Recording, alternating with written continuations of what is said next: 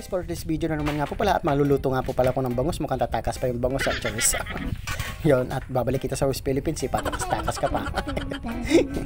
Yan, at lilinisan ko na nga po pala tong bangus at nabiling ko nga po pala to kanina ng 60 pesos nga po pala. Itong isang buo nga po pala kasi nga po pala isang kilo nga po pala ay inaabot nga po pala ng 120. Yun na. Mura-mura na nga po pala yan mga katatots, dito nga po pala sa aming probinsya, dito nga po pala sa Bicol. At lagi na nga talaga ihiwain ko na nga itong isda na to kasi nga po pala kahapon nagluto nga po pala ako ng meatloaf, 6 na piraso na naman nga po pala, 6 na naman nga po pala, siguro 3 naman kami ni tatay nito.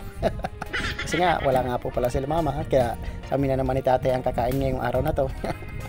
Lagi na lang talaga pag ako naghihiwa talaga, lagi na lang kami pigtatlo ni tatay. Yun, nilabas ko na nga itong maywagang sangkalan na to. Yun, at sasamahan ko na rin nga po pala ng talong kasi nga po pala merong sabaw itong bangus na to. Yun, at samahan ko na rin nga po pala ng kalamansi kasi nga po pala talaga pas solid na solid nga po pala kapag pang-asim mo ay kalamansi, walang halong chemical choice. Yun, at hiniwa ko na nga itong talong na to, fresh na fresh nga po pala.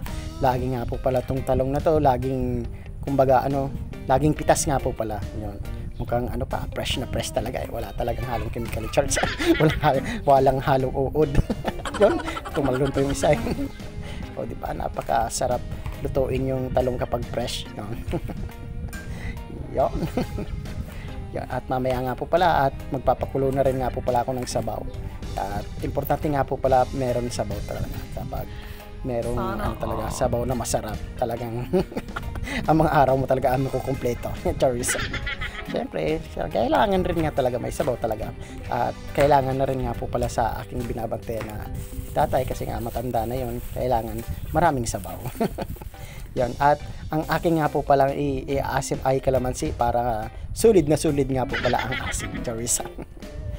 Yan. At medyo araw na nga po pala nito at wala na naman ang aming si mama at si papa, wala na naman nga po pala, kami na naman nga po pala ang kakain ni tatay, kaya chill na naman nga mo pala yung lunch ni tatay nito. Yun, at binuksan ko na nga itong may wagang kalan at magpapakulo na muna nga po pala ako ng tubig para sasabayan ko na rin nga po pala ng yung sibuyas at bawang. At masarap nga sana kung merong ano ba yun?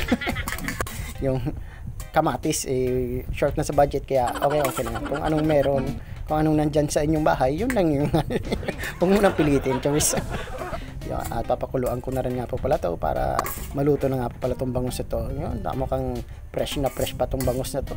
Mukhang kakahuli lang sa West Philippines stories. Buti na lang hindi ninarang yung mga mangingisda namin sa sa West Philippines stories. At dinamihan ko na nga po pala yung sabaw kasi nga po pala importante nga po pala ang maraming sabaw kasi nga po pala si tatay medyo kakaedad na rin at maganda yung sabaw nga po pala ipainom sa mga matatanda. Okay.